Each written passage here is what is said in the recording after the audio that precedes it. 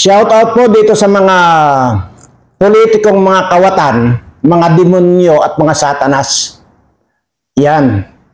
At ganun din po, shout out na rin po dito sa mga putang inang mga senador na ito na membro ng dangerous drugs na yan, na iniwan nyo na lang si Bato de la Rosa na mag-isa na nag-hearing dyan noong nakaraang hearing. Takot na takot kayo na hindi ma-endorse ni Bangag ng putang ina nyo, pero hindi kayo natatakot na i-reject namin kayo, na mga tarantado kayo, kahit kailan mga tarantado kayo. Mga kababayan, ito na po, kaya wag na. Yan pong mga pagmumukhang yan, lahat na po yan. Wag nyo na pong kanin yan, lahat po mga pagmumukha ng mga animal na yan, i-reject na po yan. Wala po kayong maasahan dyan sa mga animal na yan. Imaginin mo, dahil lang sa natatakot silang hindi endorse ni Bangag, ayan, hinayaan nila si Bato de la Rosa na sila mag-isa. Tingnan natin sa Martes, kung ito ba isasamahan na nila si Bato de la Rosa. Ang membro po dyan, sa dangerous drugs na yan, Jigo Estrada, Grace Po, Nancy Binay, Robin Padilla, Bongo, at saka yung sino pa ba? Basta marami po yung membro dyan ng committee na yan ni Bato de la Rosa, pero hinayaan nila dahil yan pala, mga putang inang yan, kaya takot na takot sila dahil nga baka raw hindi ma-endorse ni Bangag. Tarantado kayo. Kahit kailan mga putang ina niya talaga, kahit kailan wala ka talaga mapili sa inyong mga hayop kayo. Kaya dito sa amin, sinasabi ko sa inyo, wag na wag kayo magkakamaling tumungtong dito sa amin sa Mindoro. Maniwala kayo, susumpitin namin kayo. Maniwala kayo sa amin. Kung hindi man, ako mismo, lalapitan ko kay Dudoro. Pag naipatong ko itong mga daliri ko sa iyo, sa inyo, mga buwaka na ngayon, wala kayong mga kakwinta-kwintang mga senador kayo, pilipitin ko yung mga liig ninyo, or either ilagay ko yung mukha ninyo dyan sa likod ninyo. Buwaka na nga ninyo. Puro na lang kayo mga pamumulitika na lang na wala kayong ginagawa sa bayan ng mga hayop kayo. Yan agad ang iniintindi nyo yung eleksyon sa 2025, pero itong mga kababayan ko rito na walang masaing na mga buwaka ng ina nyo, nananatiling walang masaing dahil sa kagagawa ninyo. Wala na nga kayong ginagawa ng mga buwaka ng ina nyo, ang lalaki ng sweldo ninyo, ang lalaki pa ng mga ninanakaw ninyo. Kaya kamura-mura talaga kayo sabi ko nga, inuulit ko diyan sa mga hayop kayo, mga politiko kayo, mapakongreso at saka senado. Mga kababayan, ako na nakikiusap sa inyo. Ako na ang nagsasabi sa inyo na wala kayong mapapala dito sa mga animal dito. Tingnan nyo. Sa halip na samahan si Bato de la Rosa at na nawawala na rin sa wisyo, ayun, nagsisipagtagoan itong mga animal na ito. Bakit? Kasi nga, yun na, kanina pa ulit-ulit ko sinasabi sa inyo, natakot sila na hindi i-endorse ni Bangag. Ano ba yung endorse ni Bangag? Bakit? Para sabihin ko sa inyo, ng mga senador kayo, kung yan ang inaantay yung endorse ni Bangag, yan kayo nagkakamali. Dahil sino pa ang maniniwala kahit pa pag-endorse yan, kung Bangag yan, walang maniniwala na. Wala na. Tarantado kayo. Yung utak nyo, paandarin nyo kay paminsan-minsan yung mga utak ninyo. Nandiyan kayo, ng mga hayop kayo, na inaasahan ng taong bayan na kayo ang tutulong sa mga mamamayang Pilipino. Wala. Ang inaasikaso nyo, yung sarili ninyo, na mga hayop kayo. Tingnan ko lang kung hindi magsipagpuntahan yung mga asawa nyo sa akin, mga hayop kayo. Oras na napanood nila yung video ko rin nakaraan, maniwala kayo sa akin, mag-i-impake yan at pupunta sa akin. Pag nangyari yun, bukod na sa kahihiyan ninyo na nangaliwa yung asawa nila, Yung asawa ninyo, magpapakamatay na lang kayo.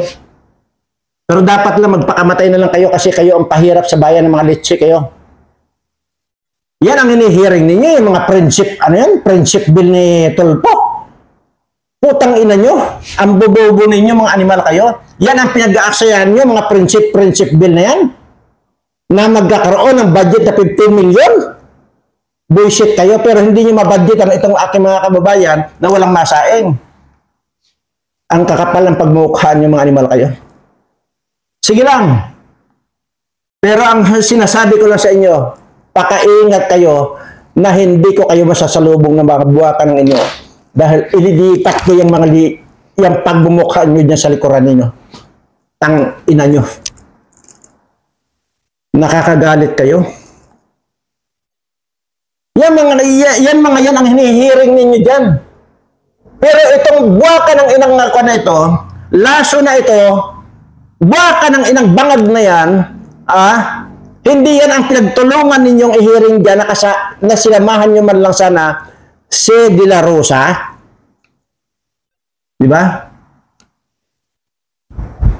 Anyway, mamaya-maya lang po natin itapik itong bumubulusok na parang bumubulusok na ilog yung mga information na natatanggap ni Maharlika. Tapusin ko lang muna itong mga animal na ito. Baka bukas makalawa po yan ay ikukuhan ko po yan. Pero nandiyan po yan sa ni Maharlika yung mga minensyon niya kung sino. Yung mga senador na kasama dyan sa committee na yan ni De La Rosa. Isa rin yung bongo na yan. Bullshit to. Pare-parehas lang. Robin Padilla, bagay. Onggoy naman yan eh. Kahit kailan yan, wala namang utak talaga yan eh. Isa rin yung Rapitol po na yan. Puro pabida. Puro kwan lang. Maniwala ka sa akin, Rapitol po. Baka bukas makalawa, ay baka mareklamo ka na sa Committee on Ethics dahil sa mga pinaggagawa mo na masyado ka ng pabida. Sa karing ungas. Akala nyo, ang tatapang nyo, ang tatapang nyo mga animal kayo, pero pagdating na masungal-ngalan ng pira, yung pangapaglalamunan ninyo, para kayo maamong topa na mga buwisit kayo. Kaya sinasabi ko nga sa inyo, maniwala kayo sa akin. Wag kayong magkakamaling tutungtong dito sa amin. Maniwala kayo. Dahil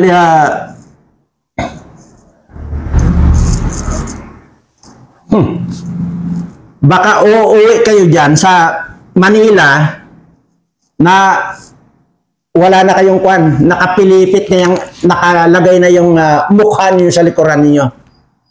Kaya pag naglakad kayo patalikod, buwisit kayo. Nakakagalit. Tingnan niyo lahat na lang nababayaran.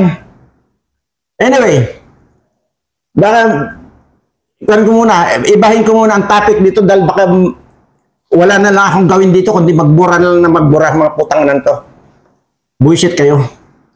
Sinasabi ko nga sa inyo. Ay nako. Maghanda-handa kayo. Ihanda nyo na yung ninyo, yung puso ninyo. Baka sa mga darating na isang linggo, dalawang linggo, 3 araw, 5 araw, baka nandito na yung mga asawa ninyo. Pero baka yan, pag nagkamali naman yung pupunta-punta rito, baka ilob-lob ko rito sa mga ngalangalan ng mga buaya ko, yung mga asawa ninyo, mga buwakan ng ano nyo. Bullshit kayo, nakakagigil na kayo, hayop kayo. Anyway, mga kababayan, at siyempre, kahit naman anong galit ko, di ba? Pwede bang kalimutan kong batiin ito mga subscribers ko? Hindi po, siyempre hindi po. Dahil mahal na mahal ko po kayo. Yun po lagi ko sinasabi, hindi po ba? Kaya hindi ko po kayo pwedeng kalimutan. Ayan po, isang mapagpalang pagbati sa lahat ng aking mga subscribers, followers at mga viewers. Sana po ay nasa mabuti kayong kalagayan at ligtas sa anumang uri ng kapahamakan at maiwas kayo dito sa mga politikong mga kawatan, mga ungas, mga tarantado, mga gago. Ayan. At dasal-dasal lang po tayo. At para sa ganon ay mag-grant kayo ng ating Panginoon na ibaba na sa inyo ang swerte nang hindi na kayo umaasa dito sa mga politikong mga kawatan na ito. At bago po ako pupunta sa main topic natin, baka makalimutan ko, ngayon pa lang po i-kondisyon nyo na ang utak ninyo. Lahat ng mga politikong magbibigay sa inyo ng pera, tanggapin nyo ng tanggapin. Tanggapin nyo ng tanggapin. Hindi ko sasabihin na huwag nyo tanggapin. Kalokohan na yan ngayon. Tanggapin nyo ng tanggapin dahil pira din ninyo yan. Lahat magkabila kung sino yung mga kalaban nila. Hot-hotan ninyo ng hot-hotan. Tanggapin nyo ng tanggapin. Tapos huwag na huwag kayong pumunta sa presinto para magboto. Magpapagod lang kayo. Yan. Buha ka ng ina nyo. Yan ang kwan dyan. Yan ang masasabi ko sa inyo. At saka wala na kayong, ito ngayon, ilista nyo na lahat yung 24 senador na yan. Ilista nyo na lahat. Wala na kayong ibubuto dyan kahit isa. Maniwala kayo. Maging dyan sa congressman na yan, wala na kayong ibubuto. Anyway, napapalaot na naman ako eh. At baka bukas ko na lang po ikwento yung kuan. Yung nabalian ng tadyang. Dahil gusto nang mag-resign dahil hindi na niya kaya ang pressure, binater ng asawa niyang butod, nabalian ng tadyang. Sige, hindi yan ang dapat yan, batirin sa ulo eh. Pero hindi pa yan dahil wala pa naman akong confirmation dyan. Anyway, sino po ba sa inyo yung po makakapanood ng aking video ngayon? Ay itatanong ko lang po sa inyo kung alam niyo po ba yung ilog? Yung ilog po. Di po ba yung ilog? Lalo na kung nakakita po kayo yung ilog na galing sa taas ng bundok na bumabagsak. Dito po kasi sa amin mayroon pong Mount Halcon. Dito yung galing pong bundok. Rumaragasa po ang tubig pababa. Yun po yung Mount Halcon po yan. At mayroon din po dyan sa Puerto Galera, yun pong tinatawag namin dito na Tamaraw Waterfalls.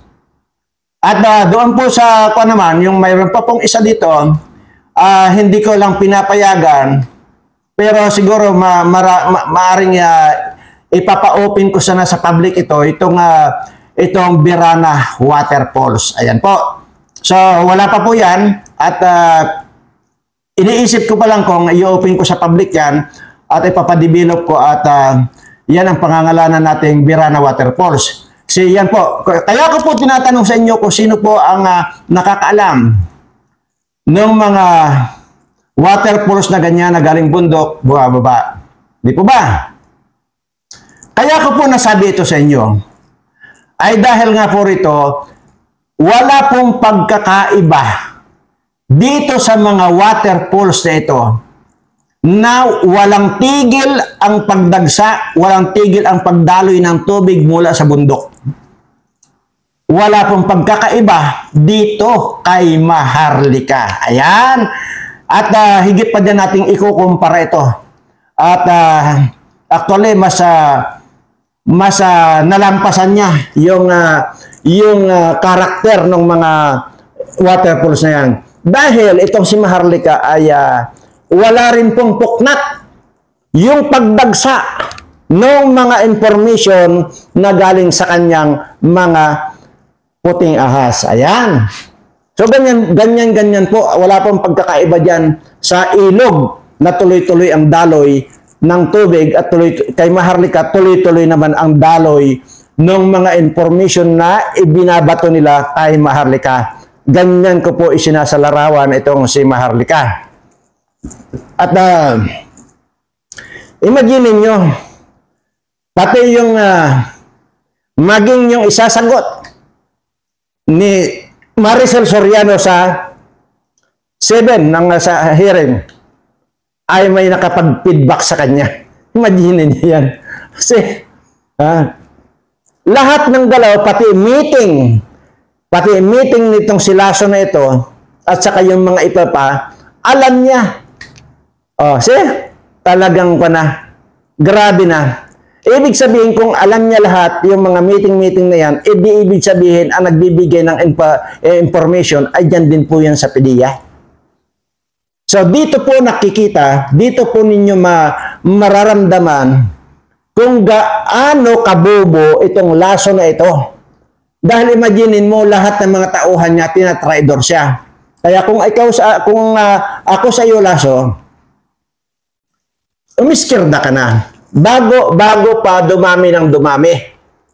Yung isinusuka ka dyan sa sarili mong organisasyon.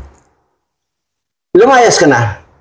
Maging ikaw bangag, lumayas ka na rin. Kasi nga, unang-una, ang pagkakaalam ko, ngayong asyete sa hearing, mayroon pang isa na lulutang at magtuturo mismo sa iyo.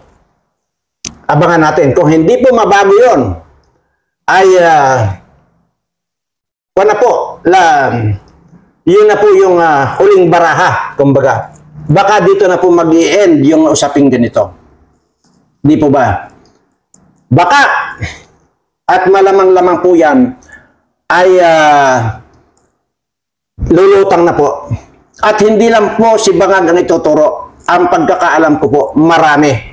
Marami siyang ituturo na ngayon ay nakaposisyon dito sa administration ito. Yan po ang pagkakaalam natin. Kaya po doon sa mga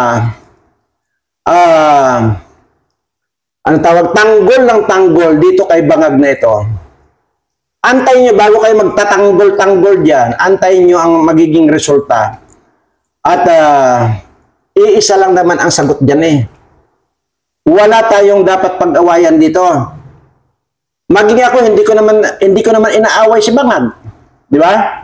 Ang kinukuhan ko lang dito, ang sinasagot ko lang, yung mga reaction ninyo na akala nyo nagpapakamatay na kayo magtanggol dito. Ay, sa halip na magpakamatay kayo na magtanggol dito kay Bangag, kumbinsihin nyo na lang na magpa-drug test. Para sa ganon, pag nagpa-drug test at lumabas na negatibo siya, which is impossible, ay di wala na tayong pag-uusapan pa. O kagaya itong Atty. Claire Castro na ito, lumabas yung kabubuhan. Sa opinion, pag-a-analyze niya. Lumalabas dito, ultimong grade 1, may masamang komento dito sa mga commentation ni Atty. Claire Castro na ito. Ito yung sabi nga nila na pinabili raw ng suka, ay ayun, nag-abo-abogaduhan na. Oh, isa rin itong si Mike Ilong. Di ba? Walang tigil sa kanyang sasalita or cover up dito kay Bangag na ito. Tingnan natin. Habang baka matapos itong usapin ng Bangag na ito, baka mag-extend na o lumampas na yung dulo ng ilong mo dito sa kwan mo, dito sa mukha mo. Ay ngayon nga, wala na akong makitang mukha mo, puro ilong na lang eh. Dahil katatapik mo kay President Duterte at saka dito kay Pastor Kibuloy, na kung saan yan ang pinakinabangan mo, yan ang nagpalamon sa iyo, yung SMNI ng 15 years. Diba? Kaya sinasabi ko lang dito, sa halip na magpan kayo, tanggol kayo ng tanggol, yung ilong mo muna ang ayusin mo.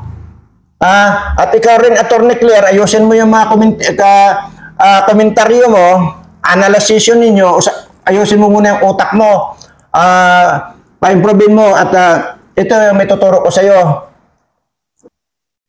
Kumain ng maraming mani para tumalino ka. Ayan. Oh, diba? Isa pa. Ngayon, pinoprotektahan nila yung driver ng Shabu na 1.8 million. Ay, 1.8 tons ng Shabu na yun. Ay, yung driver na American citizen. Kaya pinoprotektahan nila, yung pala, wanted pala sa Amerika. Tingnan nyo, pati ito, na alam ni Maharlika. Diba? At yan, yung si Sarati na yan, na driver na yan, Ah, walang pagkakaiba dito kay Sayarot na nahulihan ng tuni-tuniladang Shabu, pero yan, kasama pa nila sa Intoradsa, kung saan-saan na bansa pupunta. Oh. Pero protektahan nila yan, pero yan pala ay rapist pala yan. At bumanat ng mga bata pala yan dyan, kaya mayroong kaso na rape yan at habang buhay at ang kulong yan at wanted din pala sa Amerika yan. Tingnan nyo, alam lahat ni Maharlika. Kaya nakakabilib ito si Maharlika na ito eh. At yun pa. Tingnan ito mga possible, alam niya yung mga possible na isasagot ni Maricel Soriano ngayong asyete. At isa pa, tingnan nyo, kaya pala itong dati maiingay itong mga BACC na ito yung mga BACC, ito yung mga kay Evangelista. Ano ba meaning na itong BACC? Yung sa basta, ito kasi si Kuna ito, yan ang presidente yan itong si Evangelista. Yan yung anak niya na pinatay yung anak, sinunog pa. Volunteer pala, volunteer against crime. Yan, yung BACC na yan. Ewan ko ano pa yung C na yan. Volunteer against crime pala yan. Tingnan mo, walang nasasabi. Tahimik lahat. Samantalang yan yung mga maiingay dahil nga unang-una talaga nangyari na nga sa kanya yung pagpatay din sa kanyang anak. Kaya dating maiingay ito. Ngayon pala, hindi dahil nandyan pala sa gabinete ni Bangag yung sekretary itong BACC na ito. So, ibig sabihin, maliwanag ito na lahat yan. Nasungal-ngalan. Ano kaya kung ako magsusungal-ngal sa inyo? Sungal-ngalan ko kayo ng puno ng balite. Tapos, na walang alisan. Buwisit kayo. Pero ito, nakakagigil talaga itong mga senador na membro ng tawag ito?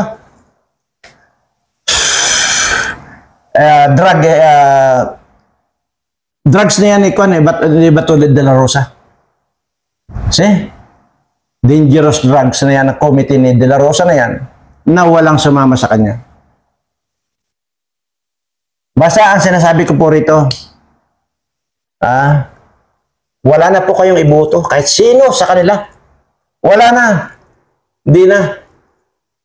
Ngayon ko nga, sabi ko nga, hindi naman ninyo maiwasan na hindi tumanggap ng pera. Sabi ko nga sa inyo, hindi ko naman pa kayo pinagbabawalan. Tanggapin nyo ng tanggapin. At wag na kayong bumuto. Sigurado na po na walang makakatulong sa inyo. Wala na. Umaasa kayo na may tutulong sa inyo. Tingnan nyo. Ang lalaki ng sweldo. May allowance pa. May PDAP pa. May concurrent resolution number 10 pa sila na wanto sawa yung paggasta nila. Tapos ang mangyayari, isasubmit lang nila sa COA yung certification lang. I hereby certify. Ganun lang yon. Na ang ginastos ko, I spend 3 million pesos for my mistress. Yan lang yon. Tapos, second, another mistress. 5 million. Ganun lang kasimple. Sus. Wala nang resersibo. Ano yun? Sweldo, allowance, PDAP, concurrent resolution na yan, number 10. At saka yung kanilang mga project. Bukod pa yung mga project na yan, alam nyo magkano? Billion po yan ang pinag-uusapan. Tingnan nyo nga yung napika si Romualdez doon sa tinanong lang ni na Eric Silis at saka ni Doc Loren Bado yung 1.8 billion. 1.8 billion. Yung pala, kulang pa nga yung sinabi na ka Eric, kundi 2 billion plus pala. Saan pupunta? Kaya nga, parami ng parami lalo itong mga kababayan nating walang masaing dahil sa kagagawan nitong mga animal at mga demonyong mga politikong ito. Kaya dapat sa kanila dito, i-reject nyo na. Kung maaari mapunta dyan sa lugar ninyo, tadyakan nyo. Tadyakan nyo. Dahil dito, sabi ko, pag pumunta dito sa akin, pilipitin ko yung mukha niya, lalagay ko sa likod din eh. Or either, baka uuwi yan dyan na wala ng ulo. Marami. Ha? Yan ang sinasuggest ko sa inyo, tadyakan nyo na. Or buhusan nyo na ng asido. Maglagay kayo ng pang-spray ng lamok. Bumili kayo ng pang-spray ng lamok. Ha? Yung ginaganyan. Ang ilagay nyo asido. Pag nandiyan sila nangangampan nyo, i-sprayhan nyo yung mukha. Asido. Dahil dito, maniwala kayo sa akin, putang ina. Gagawin ko lahat dito. Sa bullshit ko sa inyo, mga hayop kayo, sa bullshit ko, tandaan yung pagmumukhang ito. Maniwala kayo, kung hindi ko kayo malalagutan ng hininga ng mga animal kayo na pag nangampanya kayo rito sa amin, either mabubura yung mukha ninyo or ililipat ko yung mukha ninyo doon sa likuran ninyo. Baka pag ginanahan ako, totally, titigpasin ko yung ulo ninyo dito. Tandaan yung pagmumukhang ito. Tandaan nyo. Nakakabismaya kayo? Hayop kayo? Para ano na nandiyan kayo ng mga bullshit kayo? Ang pinuntahan yung hearing, yung bullshit ng mga doktor-doktor na yan. Ano ba ang importante yung mga doktor-doktor? Na mga magre-resita-resita na yan? Isa dito sa drugs, ang pinag-uusapan dito kay Bato de la Rosa, na yung ibinulgar ni Jonathan Morales nito. Yan dapat ang itinutuunan ninyo ng kinukuyog ninyo yung hearing na yan, hindi yung mga doktor-doktor na yan. Yung mga friendship bill na yan ang buwisit kayo na magbabagit ng 15 million. Ha? Nasaan ang utak mo, tulpo? Mahilig ka lang ng buli, ay puta ka.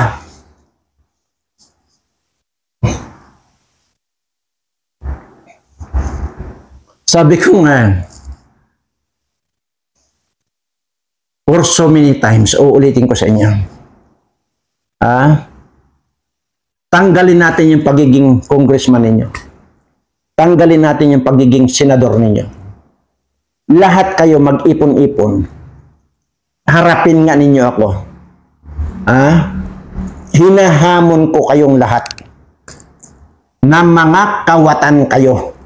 Lahat naman kayo halos dyan mga kawatan. Kung mayroon mang hindi kawatan dyan, nabibilang na lang. Pero halos kayo, mga kawatan dyan. Yun ang gustong-gusto kong kalaban. Yun ang gusto kong hinahamon. Yung mga kawatan na nagpapahirap dito sa aking mga kababayan. Tingnan natin. Harapin nyo ako. Kayong lahat magsama-sama. Salikupan ninyo ako. Okay lang yon. Di patayin ninyo ako kung kaya nyo akong patayin. Pero ang sinisigurado ko sa inyo, pag humarap kayo sa akin ng mga buwaka ng ina ninyo, 10 segundo lang lalagutin ko lahat ang mga hininga ninyo. Buwisit kayo. Grabe. Wala na po mga kababayan. Dito po sa makakapanood ng video ito, huwag na po kayong bumuto. Tanggalin nyo na po yung karapatan ng bubuto-buto na yan. Total, wala rin naman kayong pinapakinabangan. Ano bang pinapakinabangan ninyo? Bullshit kayo. Tingnan nyo, ako na lang ilang beses nagpabalik-balik sa SSS yung sekretary ko. Hanggang ngayon, wala pang resulta yung kiniklaim kong pensyon sa SSS. Na kung saan yan ay naipangako ko na sa inyong lahat, mga subscriber ko, na kapag nakuha ko yung pension ko na yan na galing sa SSS, lahat po yan ay ibibigay ko sa inyo. Dahil nga po, madalas kong sinasabi sa inyo at madalas nyong naririnig sa akin na hindi ko na po kailangan ang kahit na anong pira dahil unang-una, allergy po ako na humawak ng pira. Kaya lahat po yan, kaya pinapakuan ko po pinapapalo ako ng pinapapalo. Ang hirap, pira ko na lang yan. Ha? Sa akin naman yan, pero tila ang hirap. Nung pangako niya, nung panakaraang linggo yan, pinaayos ko yung pension ko na yan. Na paano nga, halos wala ng pirang makuha sa gobyerno kasi kinulimbat na lahat itong mga putang ng politiko nito. O, sa mga senior citizen dyan, umaasa dyan sa kanilang mga pensyon na yan. Kinukulimbat nyo pa.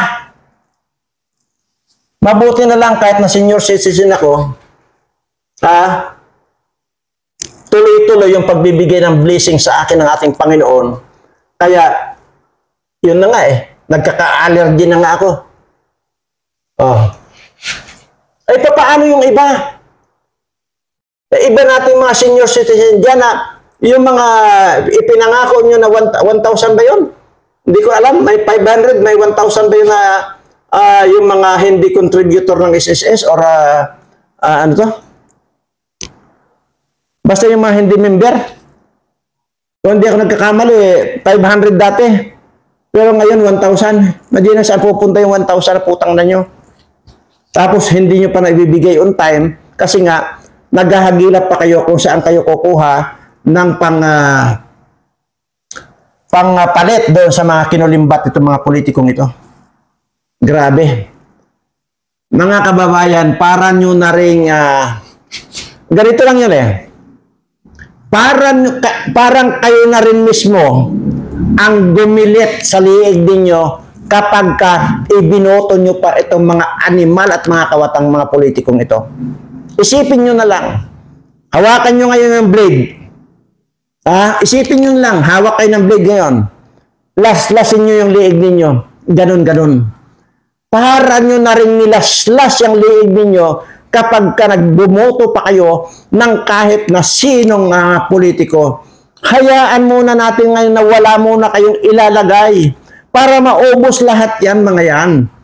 At titingnan natin sa mga susunod na mga presidente or baka sakaling hindi na bangag yung presidente natin, saka na natin pag-iisipan dyan kung bubuto pa tayo. Pero sa ngayon, pagka ganitong bangag na ito, lalo't i-endorse daw, kaya natatakot itong mga animal na mga senador na ito na sumali dyan dahil ayaw nila magalit si Bangag sa kanila. Tingnan nyo, takot na takot sila kay Bangag. Baka raw hindi ma-endorso sila. Sarili lang talaga nila ang iniisip ng mga putang nan to. Pero kayo, mga walang masaing kong mga kababayan, ayan, nagtitiis pa rin hanggang ngayon. Na umaabot na nga sa damo na lang yung kinakain ninyo. Ngayon, exaggerated ba yung sinasabi kong damo? Tangina nyo, pumunta kayo rito sa akin at sasamahan ko kayo doon sa kumakain ng damo. Pag wala akong maiharap sa inyo, di ako ang katayin ninyo. Kaya ganito na lang ang galit ko, masisisi nyo ba ako? Ay ako nga nakakakita mismo. Kayo, sitting pretty lang dyan sa air condition na opisina ninyo na mga buwakan ninyo, tapos magdadala pa kayo dyan ng mga babae ninyo. Diyan nyo pa